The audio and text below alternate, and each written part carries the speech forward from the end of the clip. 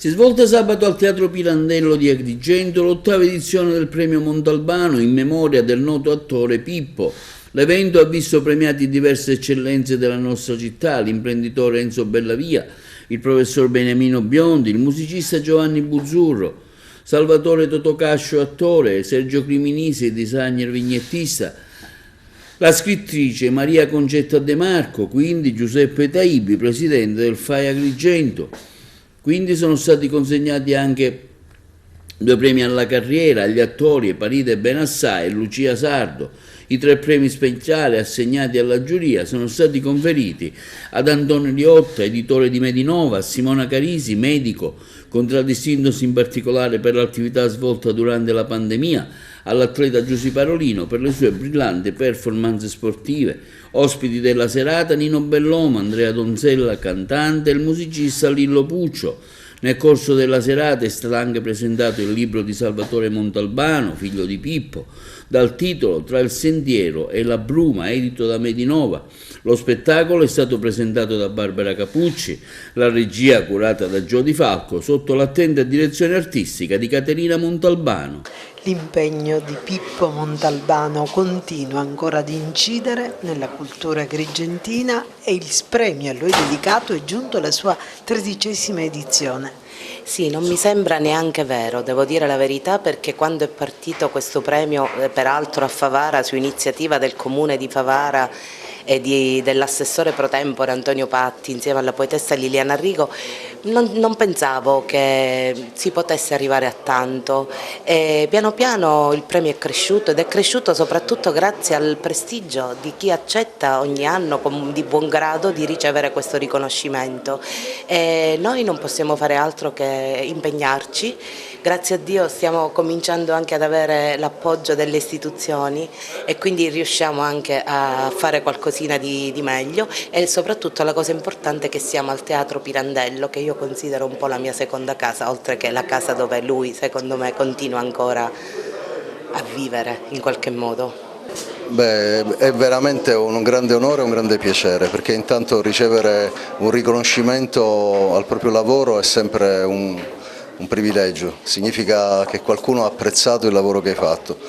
In questo caso vale il doppio, perché proviene comunque da un artista a un altro artista, grazie alle figlie, insomma, grazie a tutti i promotori. Sono contento, sono felice e lo prendo come un bel segno, no? In qualche modo di gratitudine nei confronti del lavoro di tutti gli artisti in genere. Impegni futuri?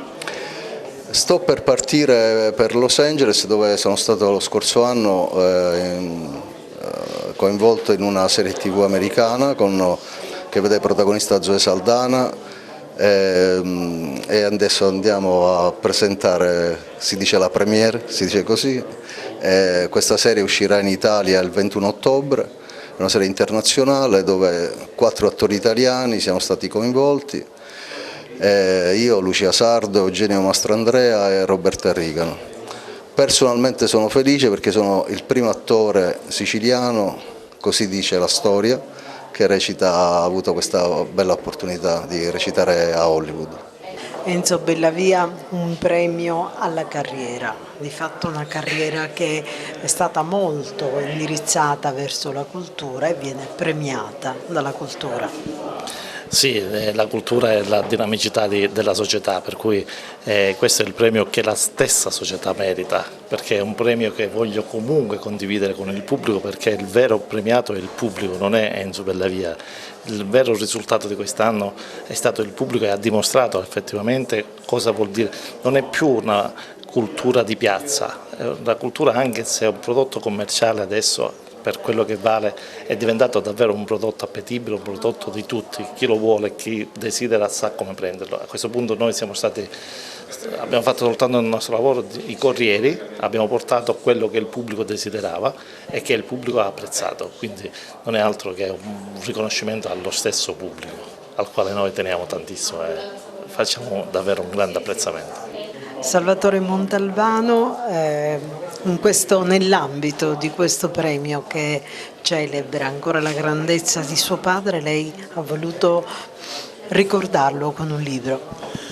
Sì, ho scelto di creare questa raccolta di racconti, di aneddoti, di storie che parlano della vita di mio padre, che descrivono come era papà nella sua vita di tutti i giorni, raccontando degli aneddoti particolari, degli episodi anche un po' intimi della nostra vita insieme, della vita di famiglia, con l'intenzione di lasciare al lettore un ricordo di un grande attore, di un grandissimo papà e penso di un uomo meraviglioso, che questa è l'eredità che ha lasciato in tutti noi. Chiaramente si invecchia, no? Perché il premio alla carriera è un premio, diciamo, al tempo che passa, però lo accetto volentieri perché Pippo era un uomo gentile. Sono stata veramente molto contenta, molto come dire, commossa di averlo conosciuto, perché era una persona molto delicata, molto gentile, molto discreto. L'ho già raccontato in altri posti. Quando ci salutammo l'ultimo giorno che giravamo insieme, aveva preparato un pacchetto per me, mi ha fatto un regalo, ma la cosa incredibile è che mi ha regalato degli asciugamani.